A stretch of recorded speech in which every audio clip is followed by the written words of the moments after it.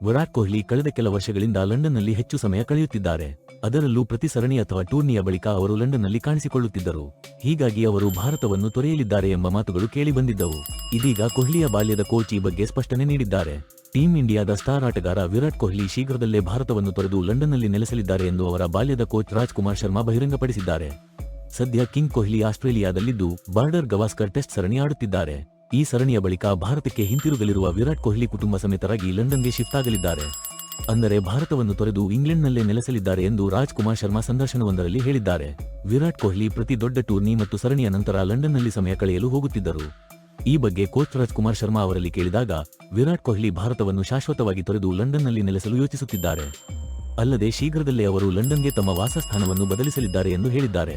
ಇದಾಗಿಯೂ Virat Kohli team India ಜೊತೆ ಮುಂದುವರಿಯಲಿದ್ದು, ಸದ್ಯಕ್ಕಂತೂ ನಿವೃತ್ತಿ ನೀಡುವುದಿಲ್ಲ ಎಂದು ರಾಜ್ಕುಮಾರ್ ಶರ್ಮಾ ಸ್ಪಷ್ಟಪಡಿಸಿದ್ದಾರೆ. ಅಲ್ಲದೆ ಇನ್ನೂ 5 ವರ್ಷಗಳ ಕಾಲ ಅವರು ಮೈದಾನದಲ್ಲಿ ಕಾಣಿಸಿಕೊಳ್ಳುವ ವಿಶ್ವಾಸವಿದೆ ಎಂದು ಇದೇ ವೇಳೆ ತಿಳಿಸಿದರು. ಈ ಮೂಲಕ ಬಾರ್ಡರ್ ಗವಾಸ್ಕರ್ ಟೆಸ್ಟ್ ಸರಣಿಯ ಬಳಿಕ ಕೊಹ್ಲಿ ನಿವೃತ್ತಿ ನೀಡಲಿದ್ದಾರೆ ಎಂಬ ವದಂತಿಯನ್ನು ಅವರ ಬಾಲ್ಯದ ಕೋಚ್ ತಳ್ಳಿಹಾಕಿದ್ದಾರೆ. ಸದ್ಯ ಬಾರ್ಡರ್ ಗವಾಸ್ಕರ್ ಟೆಸ್ಟ್ ಸರಣಿಯಲ್ಲಿರುವ ವಿರಾಟ್ ಕೊಹ್ಲಿ ಮೆಲ್ಬೋರ್ನ್ ಟೆಸ್ಟ್ ಪಂದ್ಯಕ್ಕಾಗಿ ಸಿದ್ಧತೆಯಲ್ಲಿ ತೊಡಗಿಸಿಕೊಂಡಿದ್ದಾರೆ. ಈ ಸರಣಿಯ ಮೊದಲ 3 ಟೆಸ್ಟ್ ಪಂದ್ಯಗಳಲ್ಲಿ ಕೊಹ್ಲಿ ಬ್ಯಾಟ್ನಿಂದ 1 ಶತಕ ಮೂಡಿಬಂದಿದೆ. ಇದಾಗಿಯೂ ಅವರು ಕಳೆದ 5 ಇನ್ನಿಂಗ್ಸ್ಗಳಲ್ಲಿ ಕಲೆ ಹಾಕಿರುವುದು 126 ರನ್ಗಳು ಮಾತ್ರ. ಹೀಗಾಗಿಯೇ ಮೆಲ್ಬೋರ್ನ್ ಟೆಸ್ಟ್ನಲ್ಲಿ ವಿರಾಟ್ ಕೊಹ್ಲಿ ತಮ್ಮ ಫಾರ್ಮ್ ಮರಳಿ ಕಂಡುಕೊಳ್ಳಬೇಕಿದೆ.